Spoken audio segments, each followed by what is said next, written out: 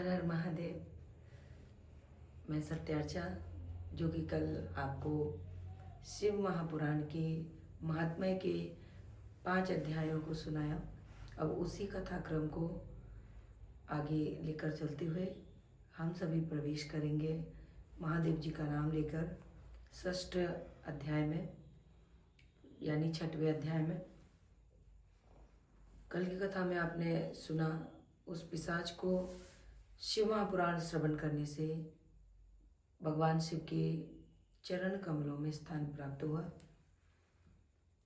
तो आगे की कथा में शिव पुराण के श्रवण की विधि क्या है हम सभी जानेंगे। तो यहाँ पर शौनकादि ऋषियों ने सूत जी से फिर से प्रश्न किया। सूत सूत महाप्राज्ञ व्यास शिष्य नमस्तुते धनस्त्वं सैववर्योषि वर्णनीय हृदुगुण। अर्थात शौनकादि ऋषियों ने कहा, हे महाप्राज्ञ, हे व्यास शिष्य, हे सूत जी, आपको मैं नमस्कार करता हूँ, या हम सभी आपको नमस्कार करते हैं। आप धन्य हैं और शिव भक्तों में श्रेष्ठ हैं। आपके महान गुण वर्णन करने योग्य हैं। अब आप कल्याणमय शिव पुराण के श्रवण की विधि बतलाइए, जिससे सभी श्रोताओं को संपूर्ण उत्तम फल की प्राप्ति हो सके। सूत जी ने कहा कि हे शौनकादि ऋषियों, हे मुने, अब मैं आपको संपूर्ण फल की प्राप्ति के लिए शिव पुराण के श्रवण की विधि बता रहा हूँ। सर्वप्रथम किसी ज्योतिषी को बुला करके दान मान से संतुष्ट करके अपने सहयोगी लोगों के साथ बैठकर बिना किसी विघ्न बाधा के कथा की समाप्ति होने के उद्देश्य से शुद्ध मुहूर्त का अनुसंधान कराएं। तदंतर प्रयत्नपूर्वक देश देश में स्थान स्थान पर शुभ संदेश भेजें कि हमारे यहाँ शिव पुराण की कथा होने वाली है। अपने कल्याण की इच्छा कर रखने वाले लोगों को उसे सुनने के लिए अवश्य पधारना चाहिए। कुछ लोग भगवान श्री हरि की कथा से बहुत दूर पड़ गए हैं। कितने ही स्त्री शूद्र आदि भगवान शंकर की कथा कीर्तन से वंचित रहते हैं। उन सबको भी सूचना हो जाए ऐसा प्रबंध करना चाहिए। देश देश में जो भगवान शिव के भक्त हों तथा शिव कथा के कीर्तन और श्रवण के लिए उत्सुक हों, उन सबको आदरपूर्वक बुलाया जाना चाहिए। उन्हें कहलवाना चाहिए, यहाँ सत्पुरुषों को आनंद देने वाला समाज तथा अति अद्भुत उत्सव होने जा रहा है, जिनमें शिव पुराण का पारायण होगा। श्री शिव पुराण की रसमयी कथा श्रवण करने हेतु आप लोग प्रेम पूर्वक शीघ्र पधारने की कृपा करें। यदि समय का अभाव हो तो प्रेम पूर्वक एक दिन के लिए ही आप आइए। आपको निश्चय ही आना चाहिए, क्योंकि इस कथा में क्षण भर के लिए बैठने का भी सौभाग्य दुर्लभ है। इस प्रकार विनय और प्रसन्नता पूर्वक श्रोताओं को निमंत्रण दें और आए हुए लोगों का सब प्रकार से आदर सत्कार करें। शिव मंदिर में, तीर्थ में, वन प्रांत में अथवा घर में शिव पुराण की कथा सुनने के लिए उत्तम स्थान का निर्माण करना चाहिए।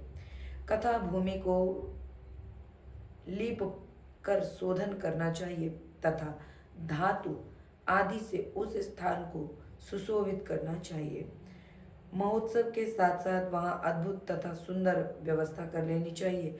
कथा के लिए अनुपयोगी घर के साथ साज सामान को हटाकर घर के किसी एकांत कोने में सुरक्षित रख देना चाहिए। जो भी साज सज्जा के सामान हैं उन्हें वहां से हटा दें, क्योंकि भक्त आएंगे। पारिवारिक सभी जो भी आएंगे संबंधी जिनको आप निमंत्रण देंगे, उन्हें कोई अव्यवस्था ना लगे, इसलिए उत्तम व्यवस्था की जाए। आपके द्वारा कहने का ये तात्पर्य है। और कथा के लिए अनुपयोगी घर के साथ सम्मान को जिनका प्रयोग कथा में नहीं होने वाला है उन्हें कुछ समय के लिए, जब तक कथा चले, कहीं और रखवा दिया जाए।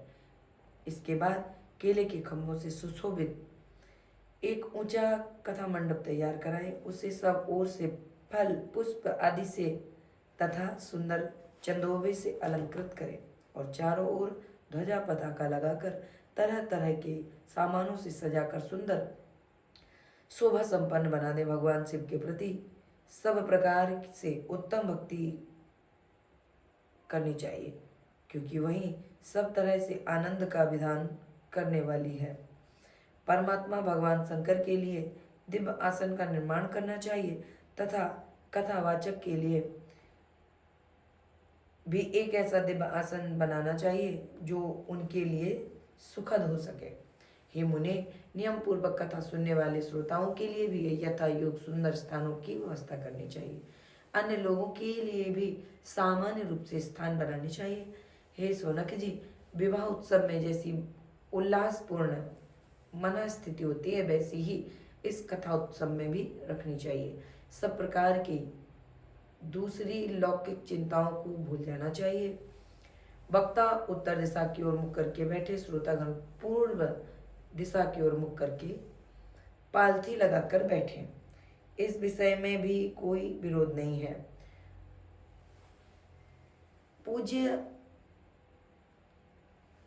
पूजक के बीच पूर्व दिशा रहे अथवा वक्ता के सम्मुख श्रोताओं का मुख रहे, ऐसा कहा गया है।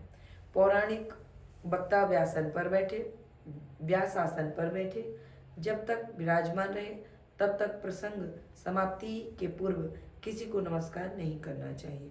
पुराण का विद्वान वक्ता चाहे बालक, युवा, वृद्ध, दरिद्र अथवा दुर्बल जैसा भी हो, पुण्य चाहने वाला बालों के लिए सदा वंदनीय और पूजनीय होता है। इसके बाद जिसके मुख से निकली हुई वाणी देहधारियों के लिए कामधेनु के समान अभिष्ट फल देने वाली होती है, उस पुराण वेत्ता वक्ता के प्रति तुच्छ बुद्धि कभी नहीं रखनी चाहिए। संसार में जन्म तथा गुणों के कारण बहुत से गुरु होते हैं, परंतु उन सब में पुराणों का ज्ञाता विद्वान ही परम गुरु माना गया है। करोड़ों योनियों में जन्म ले लेकर दुख भुगते हुए प्राणियों को जो मुक्ति प्रदान करता है, उस पुराण वक्ता से बड़ा दूसरा कोई और गुरु नहीं हो सकता। पुराण वेत्ता पवित्र, दक्ष, शास्त्र, ईर्ष्या पर विजय प्राप्त करने वाला, साधु और दयालु होना चाहिए। ऐसे प्रवचन कुशल विद्वान तथा पुण्यमयी कथा को कहे। सूर्योदय से आरंभ करके 3:30 पहर तक उत्तम बुद्धि वाले विद्वान पुरुष को शिव पुराण की कथा सम्यक रीति से बांचनी चाहिए। जो धूर्त, दुराचारी तथा दूसरे से विवाद करने वाले और प्रपंची लोग हैं, उन कुटिल वृत्ति वाले लोगों के सामने यह कथा नहीं करनी चाहिए। हर हर महादेव। दुष्टों से भरे तथा डाकुओं से घिरे प्रदेश में और धूर्त व्यक्ति के घर में इस पवित्र कथा को नहीं कहना चाहिए। मध्याह्न काल में 2 घड़ी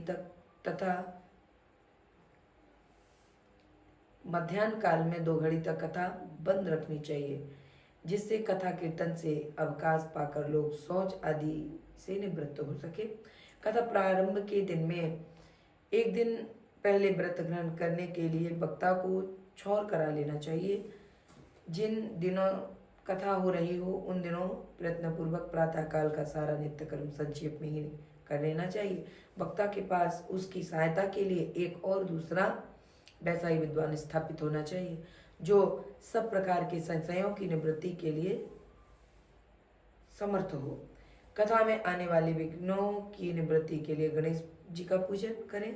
कथा के स्वामी भगवान शिव जी की विशेषता शिवपुराण ग्रंथ की भक्तिभाव से पूजा करें। तत्पश्चात उत्तम बुद्धि वाला श्रोता बुद्धिपूर्वक तन मन से शुद्ध एवं प्रसन्न चित्त हो आदर पूर्वक शिव पुराण की कथा सुने। जो वक्ता श्रोता के लिए धन अपने आप से ही निकल गया, लेकिन आपने हमारी कथाएं सुनी होंगी। धन के लिए मंच पे मैं नहीं कहती हूँ और मुझे जैसे भी आप समझना चाहें, जो हमसे अच्छे से परिचित है, हमारे अपने भाई बंधुजन, हमारे जानने वाले, हमारे यजमानगण, माताएं बहनें, सखी सहेलियां जो मुझे जानती होंगी वो समझ सकती हैं मेरा कहने का भाव। जो वक्ता और श्रोता अनेक प्रकार के कर्मों में भटक रहे हों, काम आदि 6 विकारों से युक्त हों, स्त्री में आसक्ति रखते हों और पाखंडपूर्ण बातें कहते हों, वे पुण्य के भागी नहीं होते। जो लौकिक चिंता तथा धन, ग्रह, पुत्र आदि की चिंता को छोड़कर कथा में लगाए रहता है, मन को उस शुद्ध बुद्धि पुरुष को उत्तम फल की प्राप्ति होती है। श्रद्धा और भक्ति से युक्त दूसरे कर्मों में मन नहीं लगाने वाले, मौन धारण करने वाले, पवित्र एवं उद्वेग शून्य श्रोता ही पुण्य के भागी हैं। जो नराधम भक्ति रहित होकर इस पुण्यमयी कथा को सुनते हैं, उन्हें श्रवण का कोई फल नहीं होता। वे जन्म जन्मांतर में क्लेश भोगते ही रहते हैं। यथाशक्ति उपचारों से इस पुराण की पूजा किए बिना जो मूढ़ जन इस कथा को सुनते हैं, वे अपवित्र और दरिद्र होते हैं। हर हर महादेव। कथा कहे जाते समय बीच में ही जो लोग उठकर अन्यत्र चले जाते हैं, जन्मांतर में उनकी स्त्री आदि संपत्तियां नष्ट हो जाती हैं। जो पुरुष सिर पर पगड़ी आदि धारण करके इस कथा का श्रवण करते हैं, उनके पापी और कुल कलंकी पुत्र उत्पन्न होते हैं। जो पुरुष पान चबाते हुए इस कथा को सुनते हैं, उन्हें नरक में यमदूत बिष्ठा खिलाते हैं। जो लोग ऊंचे आसन पर बैठकर इस कथा का श्रवण करते हैं, वे समस्त नरकों को भोगकर काक योनि में जन्म लेते हैं। जो लोग वीरासन आदि में बैठकर इस शुभ कथा को सुनते हैं, वे अनेकों नरकों को भोगकर विष वृक्ष का जन्म पाते हैं, विषैले पौधे का, पेड़ का। कथा सुनने वाले पौराणिक को अच्छी प्रकार प्रणाम किए बिना जो लोग कथा सुनते हैं, वे सभी नरकों को भोगकर अर्जुन वृक्ष बनते हैं। रोग युक्त न होने पर भी जो लोग लेटकर तथा सुनते हैं, वे सभी नरकों को भोगकर अंत में अजगर या आदि योनि में जन्म लेते हैं। वक्ता के समान ऊंचाई वाले आसन पर बैठकर जो इस कथा का श्रवण करते हैं, उन नारकीय लोगों को गुरु सैया पर शयन करने जैसा पाप लगता है। जो इस पवित्र कथा तथा वक्ता की निंदा करते हैं, वे 100 जन्मों तक दुख भोग कर कुत्ते का जन्म पाते हैं तथा कथा होते समय बीच में जो गंदी बातें बोलते हैं, वे घोर नरक भोगने के बाद गधे का जन्म पाते हैं। जो कभी भी इस परम पवित्र कथा का श्रवण नहीं करते, घोर नरक भोगने के पश्चात जंगली सुअर बनते हैं। जो दुष्ट कथा के बीच में विघ्न डालते हैं, वे करोड़ों वर्षों तक नरक की यातना को भोगकर गांव सुअर का जन्म पाते हैं। इसका विचार करके शुद्ध और प्रेम पूर्ण चित्त से बुद्धिमान श्रोता को वक्ता के प्रति भक्ति भाव रखकर कथा श्रवण का प्रयत्न करना चाहिए। ये बड़ी सुंदर बात है। इसको अलग से उपदेश के रूप में सुनाना उचित है, इसलिए इसको मैंने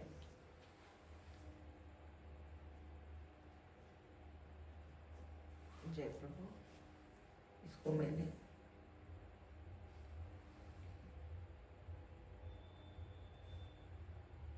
अब आप सब ये मत कहने लग जाना कि पुराण में कलम का प्रयोग कर दिया। तो देखो, हमारे गुरुदेव कहा करते थे कि जिससे हम अभ्यास करते हैं, जिन पुस्तकों से हम सीखा करते हैं, पढ़ते हैं, किसी को सुनाते हैं, और एक और पुस्तक उसी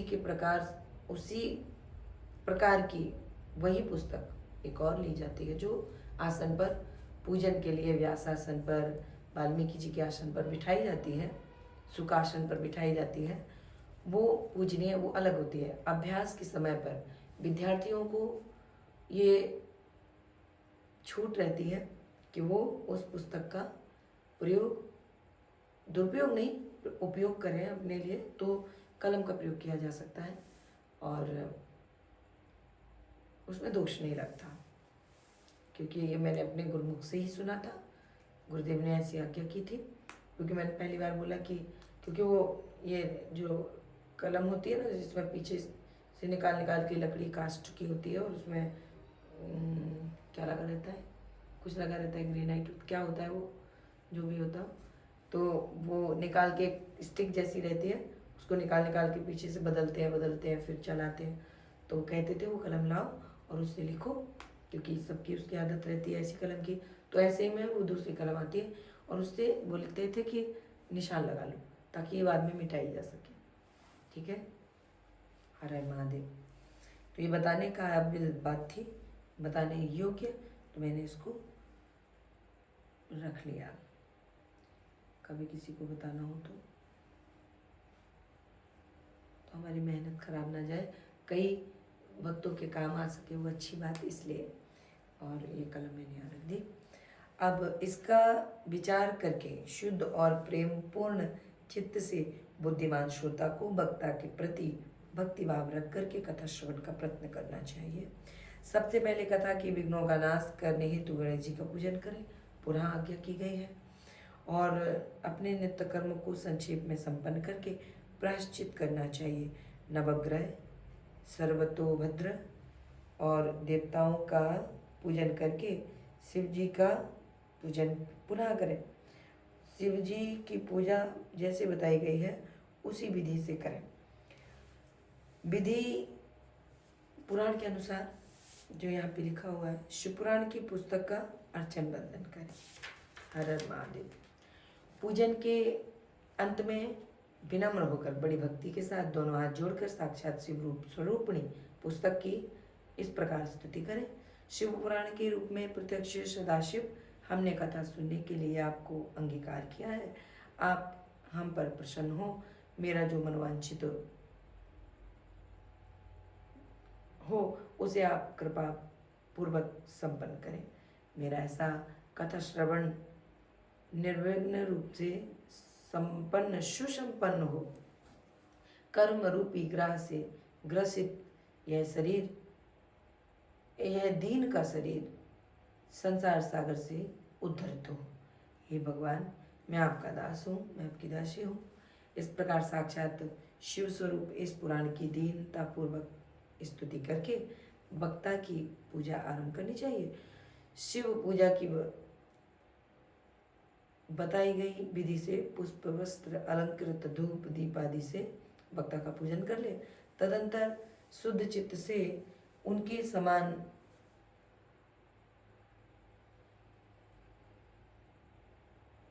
नियम धारण ना कर सके तो जितना श्रोता के लिए बताया गया उतना धारण कर ले और सामने ही आसन ग्रहण कर ले।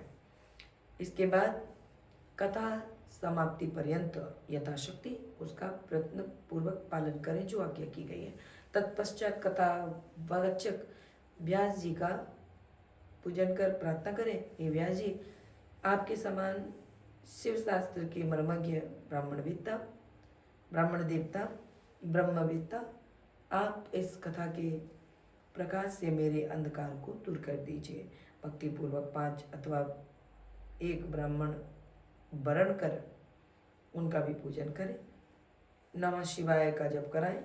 हे मुने, इस प्रकार मैंने भक्त श्रोताओं द्वारा भक्ति पूर्वक श्रवण की उत्तम विधि आपको बता दी, और अतः आप और क्या सुनना चाहते हैं आज्ञा करें। ये हुआ 6वां अध्याय पूर्ण। अब अथ 7वां अध्याय श्रोताओं के पालन करने योग्य नियमों का वर्णन। शौनक जी ने कहा, शौनक उवाच, सूत सूत महाप्राज्ञ, धन्यस्त्वं शैवपुंगव, श्रावितेयं कथास्माकं मद्भुतेयं शुभा वह। हे शौनक जी, जिस प्रकार सूर्य के प्रकट होते ही अंधकार का नाश हो जाता है, ऐसे ही आप सूत जी महाराज के सम्मुख ये प्रश्न रखिए जिससे हमारा कल्याण होता रहे। हमारे माध्यम से जहाँ तक ये कथा पहुँचे, जहाँ तक ये शब्द पहुंचे उन सबका कल्याण होगा। सौनक जी बोले, हे शिव भक्तों में श्रेष्ठ महाबुद्धिमान सूत जी, आप धन्य हैं जो कि आपने यह अद्भुत एवं कल्याणकारिणी कथा हमें सुनाई। हे मुने, शिव पुराण की कथा सुनने के लिए व्रत धारण करने वाले लोगों को किन नियमों का पालन करना चाहिए, यह भी कृपा पूर्वक सबके कल्याण की दृष्टि से बताइए। सूत जी महाराज ने कहा, नियम जितने अच्छे से पालन हो सके किया जाए। यदि भाव भक्ति से संपूर्ण जगत भगवान के चरणों में अपना सर्वस्व स्वीकार समर्पित कर उनके कथा अमृत का पान करे तो उसका कल्याण निश्चित है। सूत जी बोले, हे सौनक जी, अब शिव पुराण सुनाने का व्रत लेने वाले पुरुषों के लिए जो नियम है उन्हें भक्ति पूर्वक सुनो। नियम पूर्वक इस श्रेष्ठ कथा को सुनने से बिना किसी विघ्न बाधा के उत्तम फल की प्राप्ति होती है। दीक्षा से रहित लोगों का कथा श्रवण में अधिकार नहीं है। अतः हे मुने, कथा सुनने की इच्छा वाले सब लोगों को पहले वक्ता से दीक्षा ग्रहण कर लेनी चाहिए। कथावृत्ति को ब्रह्मचर्य का पालन करना चाहिए। भूमि पर सोना चाहिए, पत्तल में खाना चाहिए। प्रतिदिन कथा समाप्त होने पर ही अन्न का ग्रहण करना चाहिए। जिसमें शक्ति हो वह पुराण की समाप्ति तक उपवास करके शुद्धता पूर्वक भक्ति भाव से उत्तम शिव पुराण सुने। आप भी सुनने आई हैं क्या? सारा कक्ष बंद है, आप कहाँ से आई? अच्छा, कथा सुनना है, बहुत बढ़िया। कथा सुनना है कि कोई और जुगाड़ में हो, कुछ खाना है? भक्ति भाव से उत्तम शिव पुराण को सुने। घृत अथवा दुग्ध पीकर सुखपूर्वक कथा श्रवण करें, अथवा फलाहार करके, अथवा एक ही समय भोजन करके इसे सुनना चाहिए। इस कथा का व्रत लेने वाले पुरुष को प्रतिदिन एक ही बार हविष्यान्न भोजन करना चाहिए।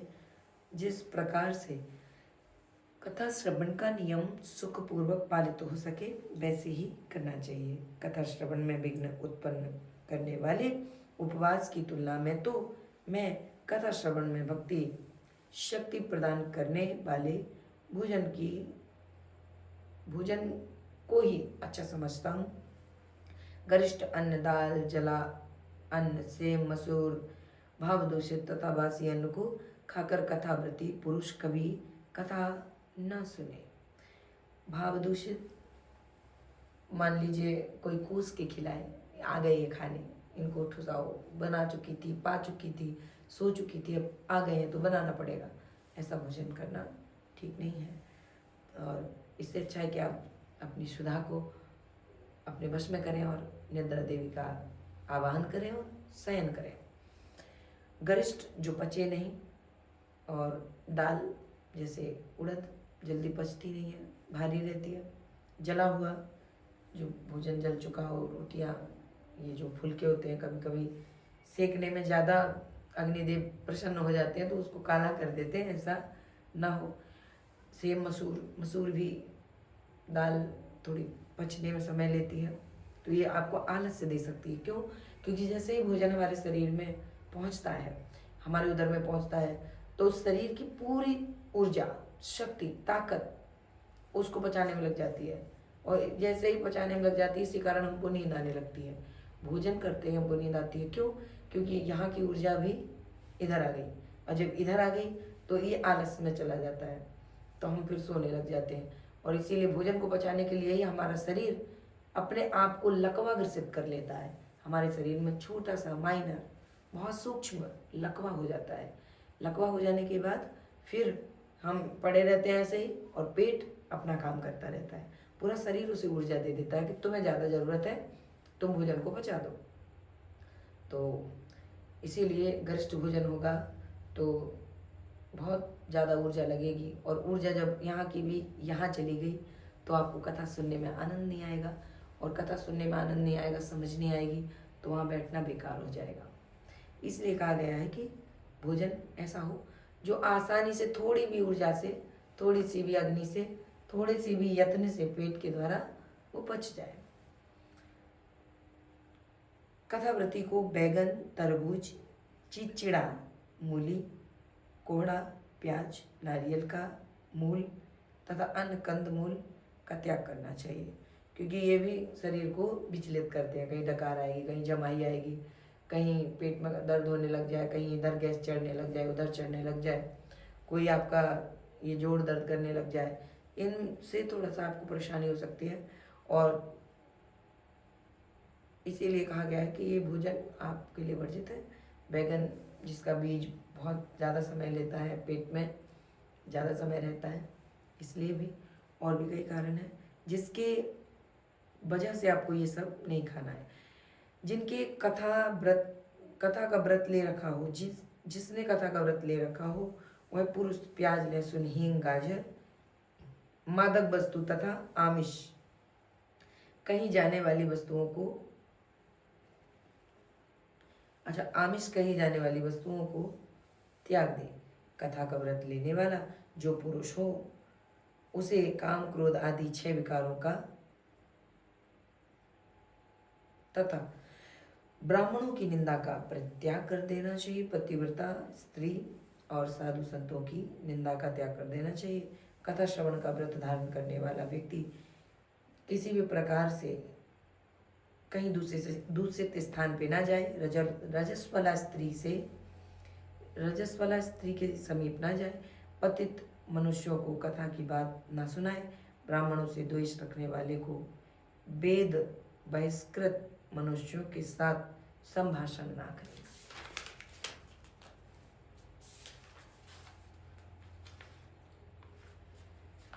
कथाव्रती पुरुष प्रतिदिन सत्य, शौच, दया, मौन, सरलता, विनय तथा मन की उदारता, इन सद्गुणों को सदा अपनाए रहे।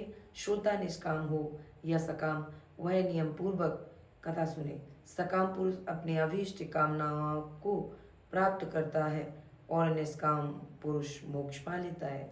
दरिद्र, क्षय रोगी, पापी, भाग्यहीन तथा संतान रहित पुरुष भी इस उत्तम कथा को सुने।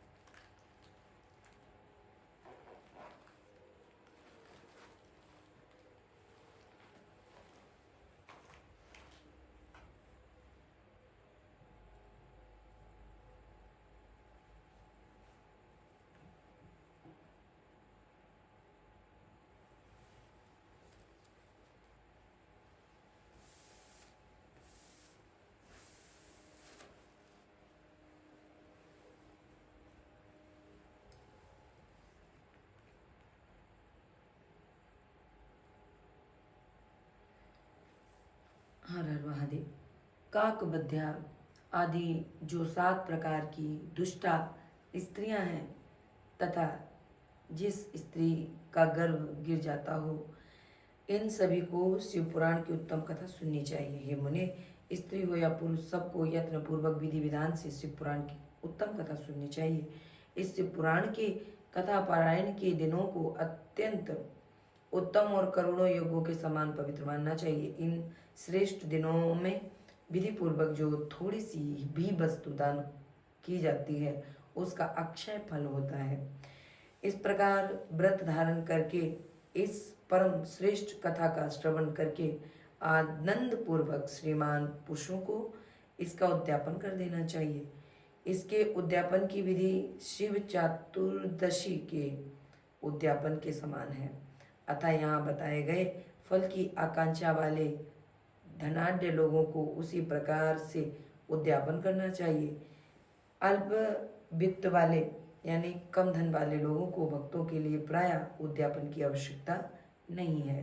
जिनके पास धन की कमी है, वे तो कथा श्रवण मात्र से पवित्र हो जाते हैं। शिव जी के निष्काम भक्त जो शिव स्वरूप ही होते हैं वे हे महर्षि, इस प्रकार शिव पुराण की कथा के पाठ एवं श्रवण संबंधी यज्ञोत्सव की समाप्ति होने पर श्रोताओं को भक्ति एवं प्रयत्न पूर्वक भगवान शिव की पूजा की भांति पुराण पुस्तक की भी पूजा करनी चाहिए। तदंतर विधि पूर्वक वक्ता का भी पूजन करना चाहिए। पुस्तक को आच्छादित करने के लिए नवीन एवं सुंदर बस्ता बनाए, तब उसे ढकने के लिए, उड़ाने के लिए एक वस्त्र होना चाहिए जो उनको पहनाया जाए।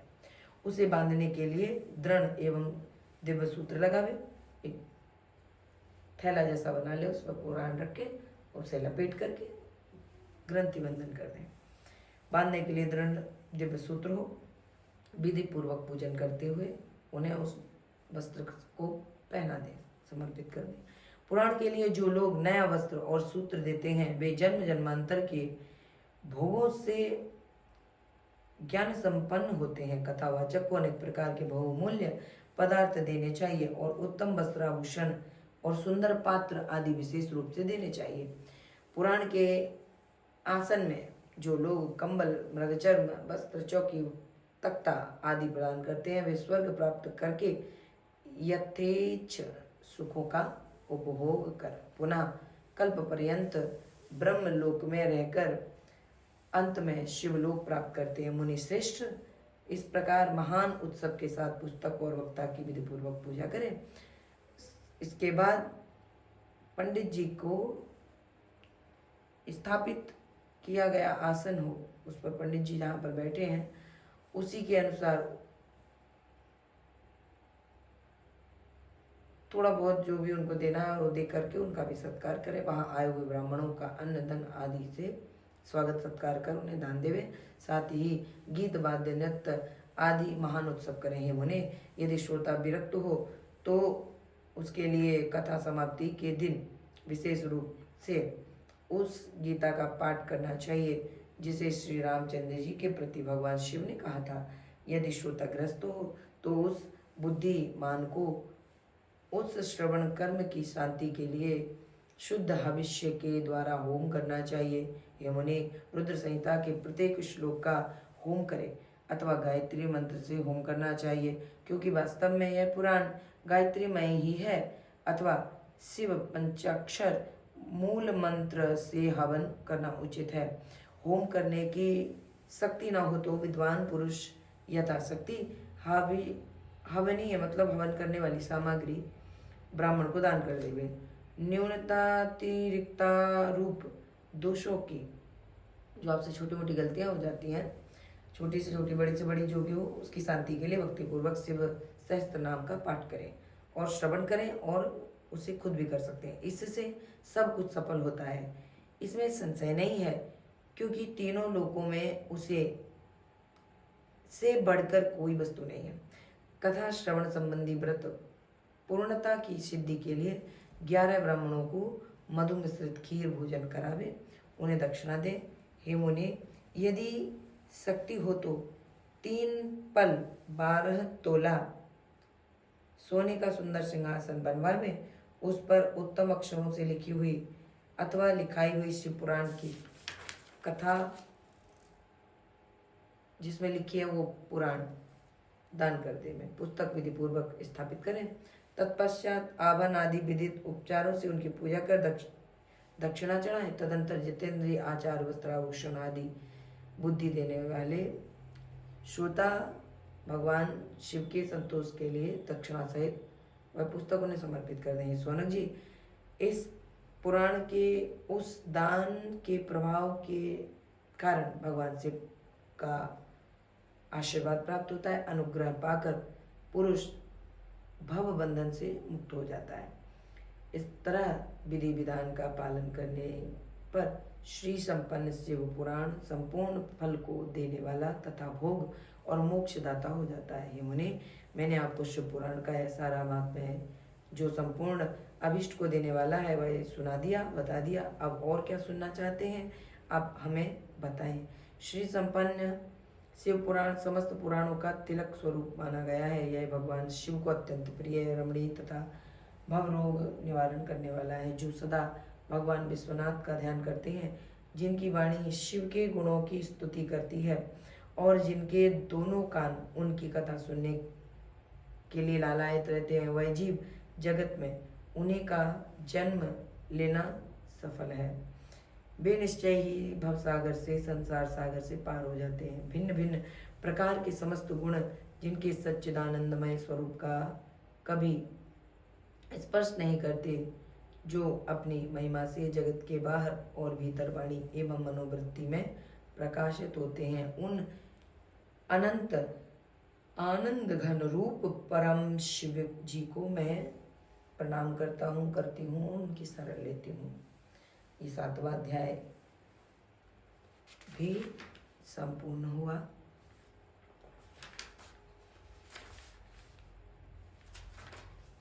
इति पूर्ण। अब ये महात्मा की कथा आपने श्रवण कर ली। अब हम चलेंगे श्री शिव महापुराण के प्रथम खंड के पूर्वार्ध में, और इसमें प्रथमा विद्येश्वरी संहिता, विद्येश्वरी संहिता को हम श्रवण करेंगे। और पहला अध्याय जिसमें प्रयाग में सूत जी से मुनियों का शीघ्र पापनाश करने वाले साधन के विषय में प्रश्न करना। अब यहाँ पर प्रश्न किया है कि जो आदि और अंत में तथा मध्य में भी नित्य मंगलमय है, जिनकी समानता अथवा तुलना कहीं भी नहीं की जा सकती, जो आत्मा के स्वरूप को प्रकाशित करने वाले देवता परमात्मा हैं, जिनके 5 मुख हैं, और जो खेल ही खेल में अनायास ही जगत की रचना, पालन, संहार, अनुग्रह एवं तिरोभास रूप 5 प्रबल कर्म करते रहते हैं, तथा सर्वश्रेष्ठ अजर अमर ईश्वर अंबिकापति भगवान शिव की मैं मन ही मन वंदना करता हूँ, चिंतन करता हूँ।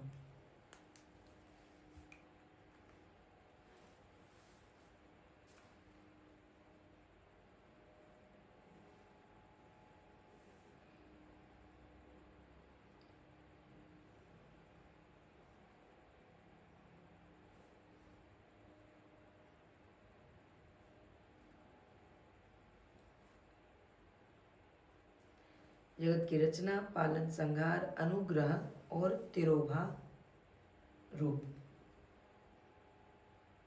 रूप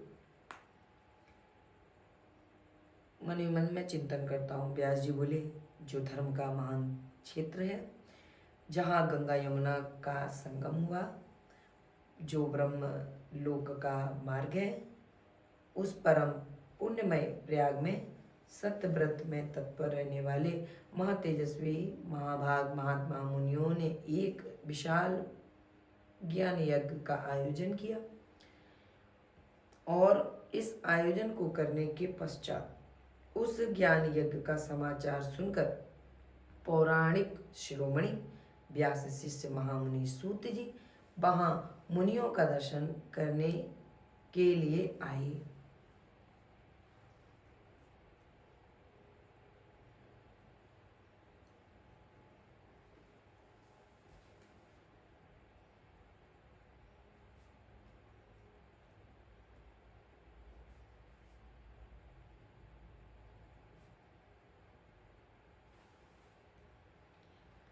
सूत जी को आते देखकर सब मुनि उस समय हर्ष से खिल उठे और अत्यंत प्रसन्न चित्त हो उन्होंने विधिवत स्वागत सत्कार किया।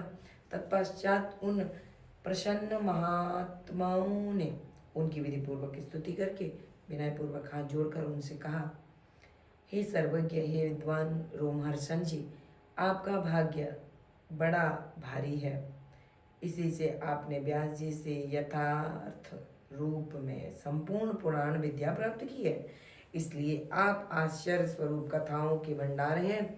ठीक उसी तरह जैसे रत्नाकर समुद्र बड़े बड़े सारभूत रत्नों का आगार है।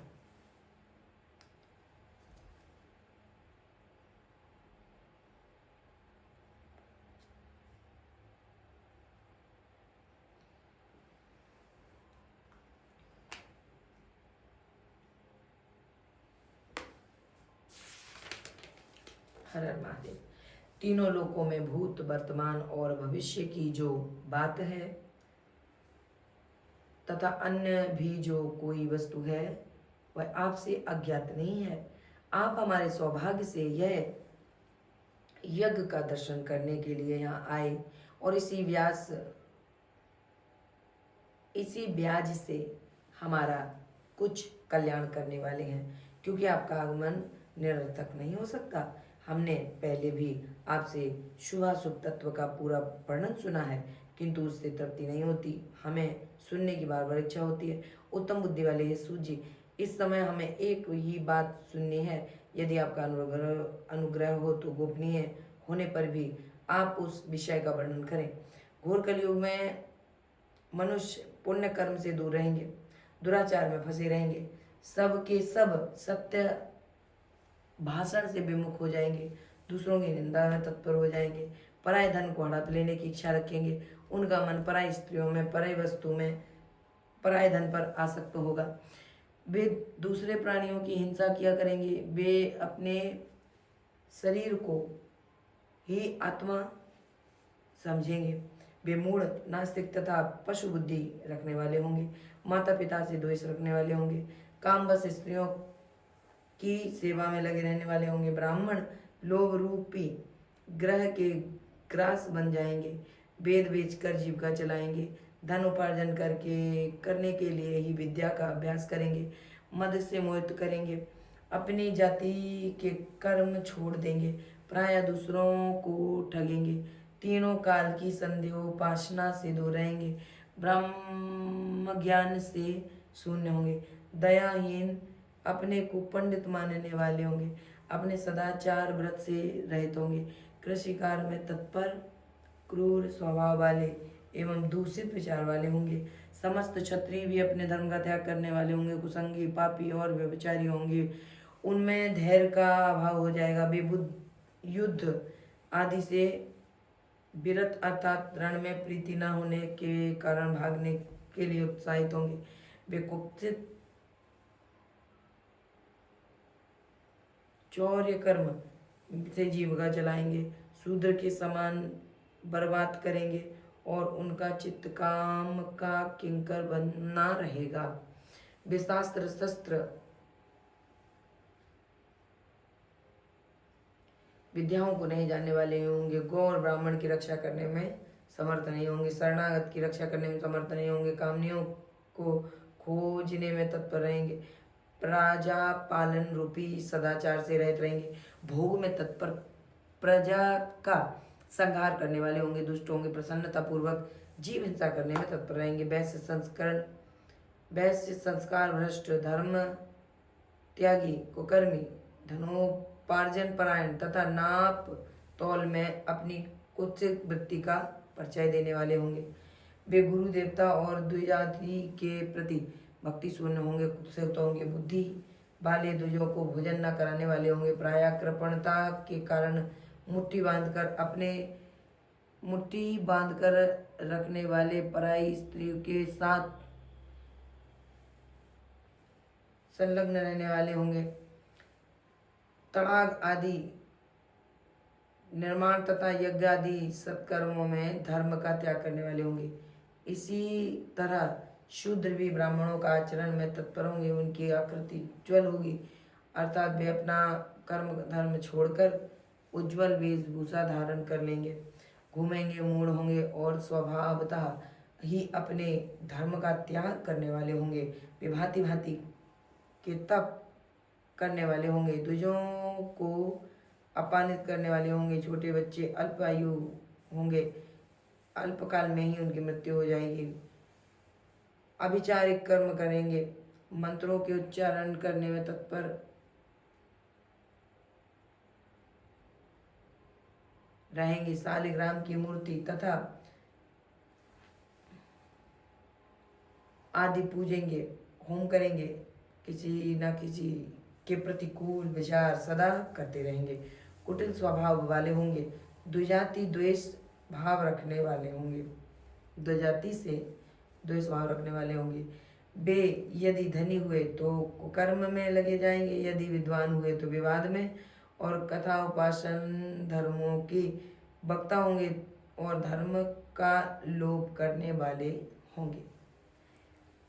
भी सुंदर राजाओं के समान वेशभूषा धारण करने वाले होंगे। दंभी, दानमयी, अतिशय अभिमानी, विप्र आदि को अपना सेवक मानकर अपने को स्वामी मानने वाले होंगे। वे अपने धर्म शून्य, मूढ़, वर्ण संकर, क्रूर बुद्धि वाले, महाभिमानी और सदा चारों वर्णों के धर्म का लोप करने वाले होंगे।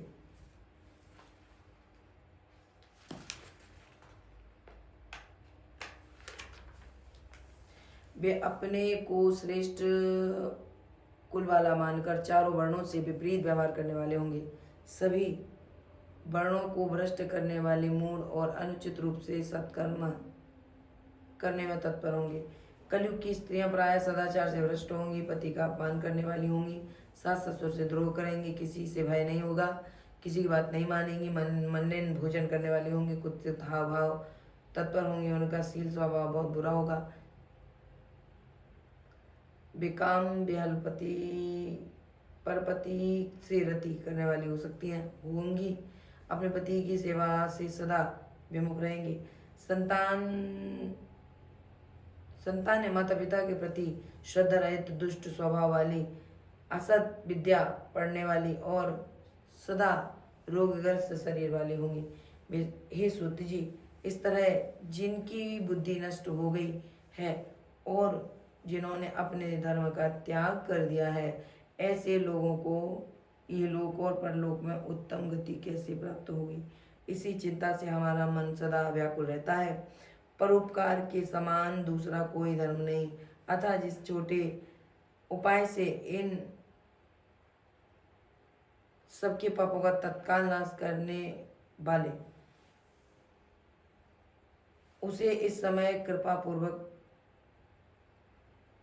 बताइए, क्योंकि आप समस्त सिद्धांतों के ज्ञाता हैं। व्यास जी बोले, उन भावितात्मा मुनियों की यह बात सुनकर सूत जी मन ही मन भगवान शंकर का स्मरण करके उन मुनियों से इस प्रकार कहने लगे। ये हुआ प्रथम अध्याय विश्राम। द्वितीय अध्याय आरंभ। शिव पुराण का महात्मा एवं परिचय।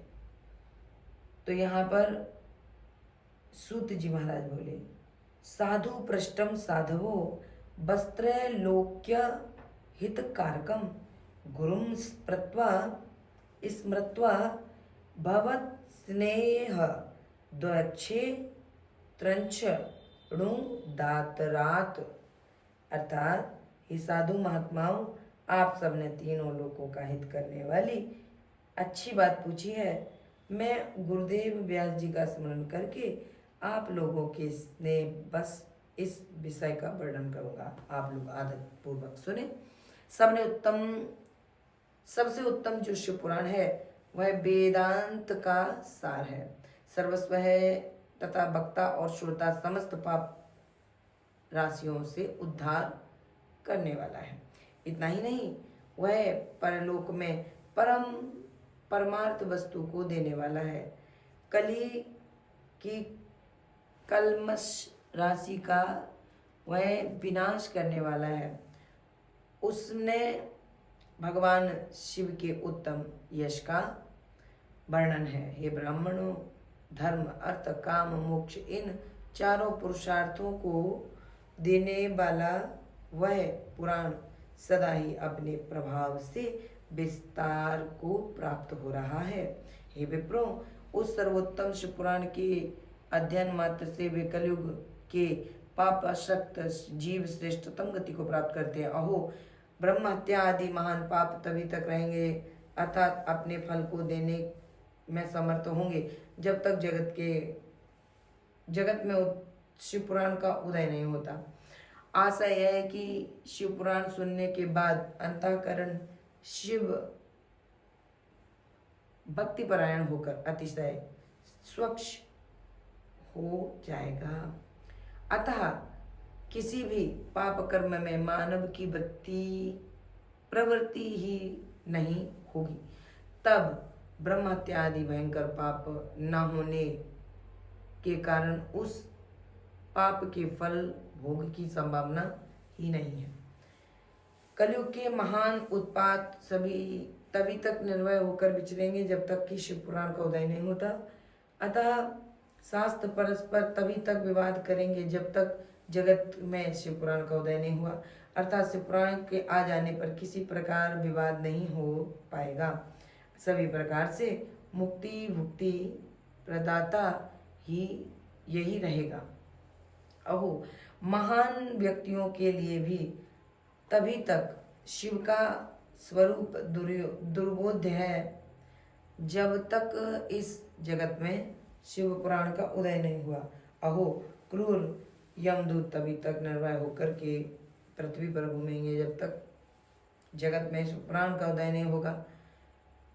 सभी पुराण पृथ्वी पर गर्जन तभी तक करेंगे जब तक शिव पुराण का उदय नहीं हुआ।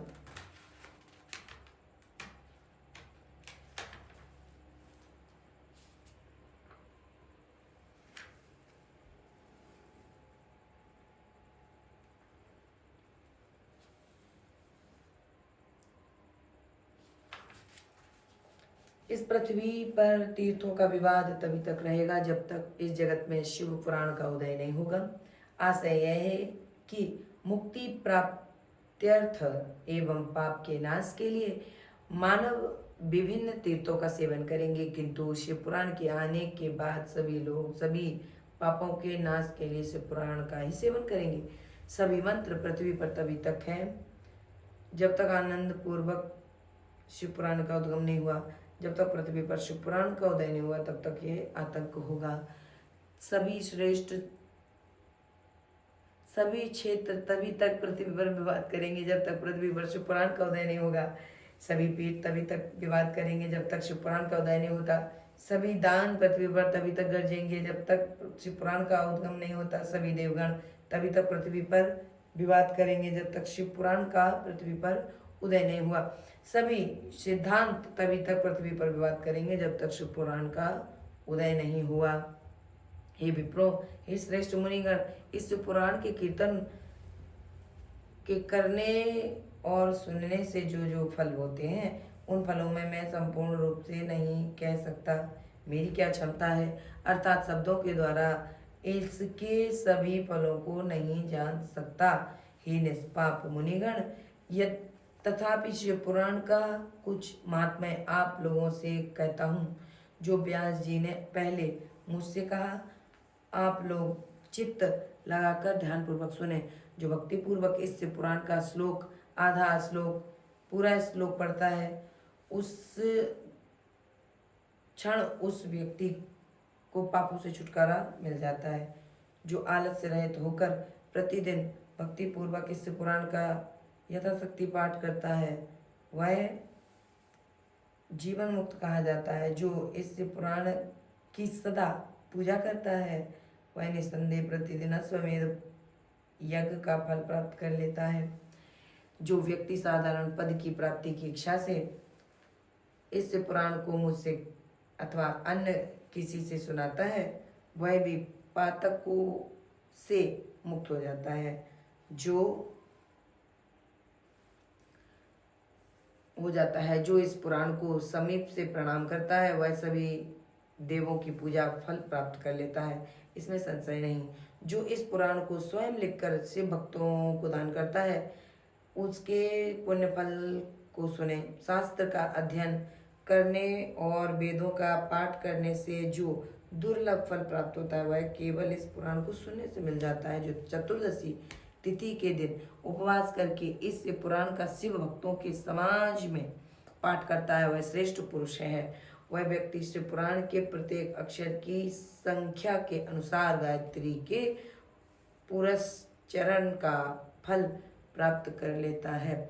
जो चतुर्दशी की रात उपवास पूर्वक जागरण करके शिव पुराण का पाठ करते हैं या इसे सुनते हैं उनका पुण्य फल मैं कहता हूँ कुरुक्षेत्र आदि सभी तीर्थों में पूर्ण सूर्य ग्रहण में अपनी शक्ति के अनुसार विप्रों को और कथावाचकों को धन देने से जो फल प्राप्त होता है वही फल उस व्यक्ति को प्राप्त होता है।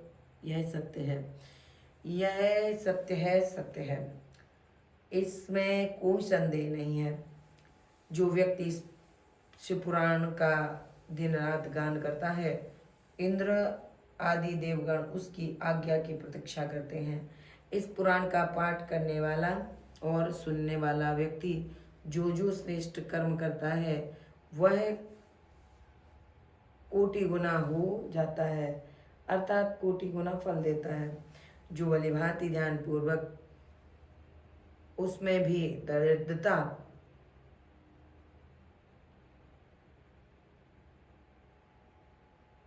से मुक्ति चाहता है तो शिव पुराण का अध्ययन करे।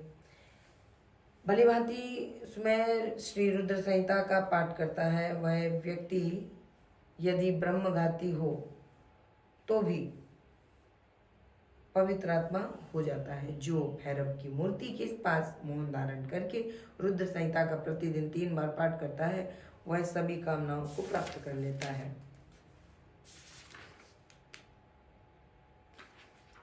जो व्यक्ति वट और बिल्व वृक्ष की प्रतीक्षा करते हुए रुद्र संहिता का पाठ करता है वह ब्रह्म हत्या के दोष से छुटकारा पा जाता है। प्रणव के अर्थ को प्रकाशित करने वाले ब्रह्म रूपिणी साक्षात कैलाश संहिता रुद्र संहिता से भी श्रेष्ठ कही गई है। हे द्विजों, कैलाश संहिता का संपूर्ण महात्म्य तो शंकर जी ही जानते हैं, उससे आधा महात्म्य व्यास जी जानते हैं और उसका भी आधा मैं जानता हूँ। उसके संपूर्ण महात्म्य का वर्णन जो मैं नहीं कर सकता, कुछ ही अंश कहूँगा, जिसको जानकर उसी क्षण चित्त की शुद्धि हो जाएगी। हे द्विजों, लोक में ढूंढने पर भी मैंने ऐसे पाप को नहीं देखा जिसे वह रुद्र संहिता नष्ट ना कर दे।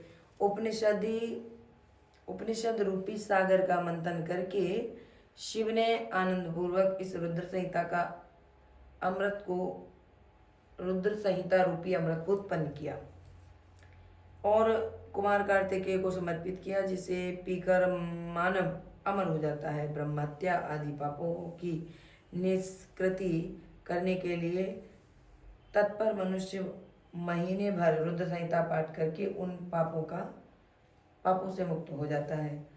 दुष्प्रतिग्रह, दुर्भोज्य, दुरालाप से जो पाप होता है वह इस रुद्र संहिता का पाठ एक बार कीर्तन करने से नष्ट हो जाता है। जो व्यक्ति विशाल शिवालय में अथवा बेल के वन में संहिता का पाठ करता है वह उससे जो फल प्राप्त करता है उसका वर्णन किया नहीं जा सकता। जो व्यक्ति श्रद्धा पूर्वक इस संहिता का पाठ करता है, ब्राह्मणों को भोजन कराता है, उसके पितर शंभु के परम पद को पा जाते हैं।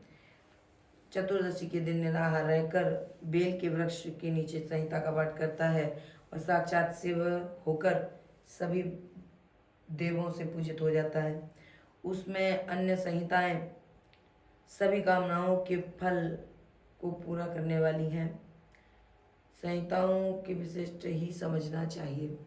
इस शिव पुराण को वेद के तुल्य माना गया है। इस वेद कल्प पुराण का सबसे पहले भगवान शिव ने ही प्रणयन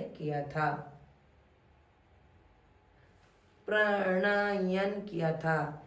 विद्येश्वर संहिता, रुद्र संहिता, विनायक संहिता, उमा संहिता, मातृ संहिता, एकादश रुद्र संहिता, कैलाश संहिता, शतरुद्र संहिता, कोटि रुद्र संहिता, सहस्त्र कोटि रुद्र संहिता, वायवीय संहिता एवं धर्म संहिता। इस प्रकार इस पुराण के 12 भेद हैं। ये 12 संहिताएं अत्यंत पुण्यमयी मानी गई हैं। ब्राह्मणों, अब मैं अनेक प्रकार की श्लोक संख्या बता रहा हूँ, बात तो आप लोग ध्यान से सुनिए, आदर पूर्वक सुनिए। विद्येश्वर संहिता में 10,000 श्लोक हैं, रुद्र संहिता में, विनायक संहिता में, उमा संहिता में और मातृ संहिता में, इसमें प्रत्येक में 8-8 हजार श्लोक हैं। मैं ब्राह्मणों को प्रणाम करता हूँ। 10 रुद्र संहिता में 13,000, कैलाश संहिता में 6,000, शतरुद्र संहिता में 3,000, कोटि रुद्र संहिता में 9,000, सहस्त्र कोटि रुद्र संहिता में 11,000, वायवीय संहिता में 4000, धर्म संहिता में 12,000। इस प्रकार संख्या के अनुसार मूल से पुराण की श्लोक संख्या 1,00,000 है।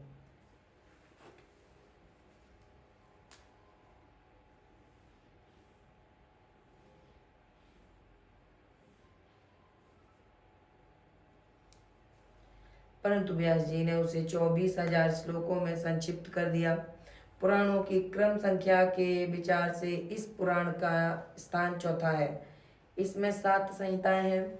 पूर्व काल में भगवान शिव ने श्लोक संख्या की दृष्टि से 100 करोड़ श्लोकों का एक ही पुराण ग्रंथ बनाया था। सृष्टि के आदि में निर्मित हुआ वह पुराण साहित्य अत्यंत विस्तृत है। तत्पश्चात द्वापर आदि युग में द्वैपायन व्यास आदि महर्षि ने जब पुराण का 18 भागों में विभाजन कर दिया, उस समय संपूर्ण पुराणों का संक्षिप्त स्वरूप केवल 4,00,000 श्लोक का रह गया। इस श्लोक संख्या के अनुसार यह शिव पुराण 24,000 श्लोकों का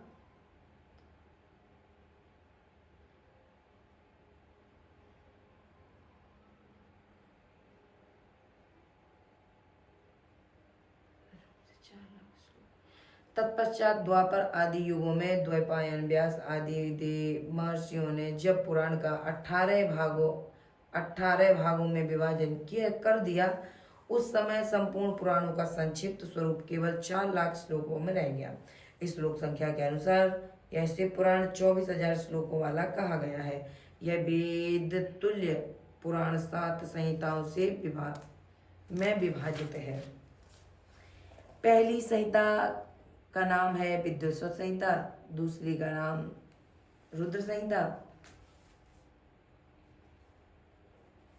तीसरी का नाम शतरुद्र संहिता, चौथी का नाम कोटि रुद्र संहिता, पांचवी का नाम उमा संहिता, छठी का नाम कैलाश संहिता, सातवीं का नाम वायवीय संहिता।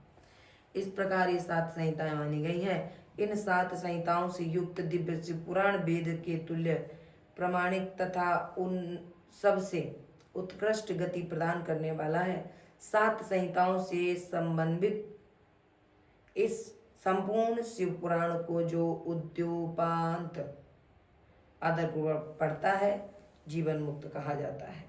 वेद, स्मृति, पुराण, इतिहास, सैकड़ों आगम इस पुराण की अल्प कला के समान नहीं है। यह निर्मल शिव पुराण भगवान शिव के द्वारा ही प्रतिपादित है। शैव शिरोमणि भगवान व्यास ने इसे संक्षेप कर संकलित किया। यह समस्त जीव समुदाय के लिए उपकारक, त्रिविध तापों का नाशक, तुलना रहित एवं सत्पुरुषों को कल्याण प्रदान करने वाला है। इसमें वेदांत विज्ञानमय प्रदान तथा निष्कपट धर्म का प्रतिपादन किया गया है। यह पुराण ईर्ष्या रहित अंतःकरण वाले विद्वानों के लिए जानने की वस्तु है। इसमें श्रेष्ठ मंत्रों के समूह का संकलन है और यह धर्म, अर्थ तथा काम संबंधित अर्थात इस त्रिवर्ग की प्राप्ति के साधन का भी इसमें वर्णन है। यह उत्तम शिव पुराण समस्त पुराणों में श्रेष्ठ है। वेद वेदांत में वेद्य रूप में विलसित, परंतु इसमें श्रद्धा न रखने वाले को नरकगामी ही समझना चाहिए। परमात्मा का इसमें गान किया गया है। जो बड़े आदर से इसे पढ़ता और सुनता है, वह भगवान शिव का प्रिय होकर परम गति को प्राप्त कर लेता है। बोलिए भगवान शंकर की जय।